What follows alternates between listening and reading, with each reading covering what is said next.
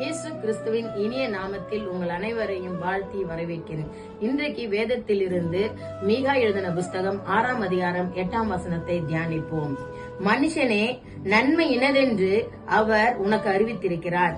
நியாயம் செய்து இரக்கத்தை சிநேகித்து உன் தேவனுக்கு முன்பாக மனத்தாழ்மையாய் நடப்பதை அல்லாமல் வேற எண்ணத்தை கர்த்தர் உன்னிடத்தில் கேட்கிறார். ஆம் தேவ பிள்ளைகளே, நாம் இந்த வேத வசனத்துல கர்த்தர் நம்மளுக்கு முன்னமே நன்மையான காரியங்களை அறிவித்திருக்கிறார் என்று பார்ப்போம்.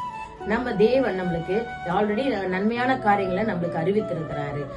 தாவீது ராஜா கூட சொல்லும் பொழுது, என் ஜீவனுள்ள நாட்கள் எல்லாம் நன்மையும் கிருபையும் என்னை தொடரும் என்று சொல்லி இருக்கிறாரு.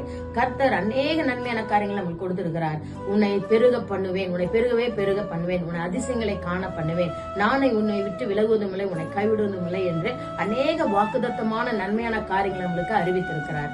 இப்படியே தாவீது ராஜா சொன்ன மாதிரி நன்மை கிருபை நம்மளை தொடரணும்னா நம்ம முதலாவது நியாயம் செய்கிறவர்களா இருக்கணும். இந்த உலகம் கேடுள்ளதா இருக்கிறது, அநியாயம் செய்கிற உலகமா இருக்குது.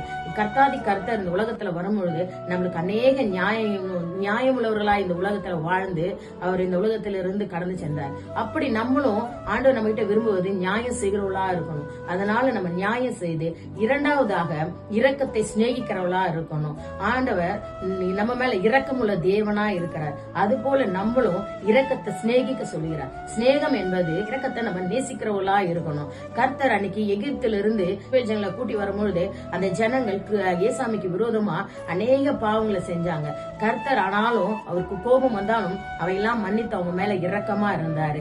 அப்படி இரக்கமுள்ள தேவனை நம்ம ஆராதிக்கிறவளா இருக்கிறதுனால நாமளும் இரக்கங்களை சிநேகிக்கிறவளா இருக்கணும். மூன்றாவதாக தேவனுக்கு முன்பாக மனத்தாழ்மையை தெரித்துக் கொள்வர்களா இருக்கணும். இந்த நாட்களில நம்ம கிட்ட பணமோ பதவியோ அந்தஸ்தோ வந்தா நம்மளிடத்துல பெருமை தான் அதிகமா காணப்படுகிறதா இருக்கிறது.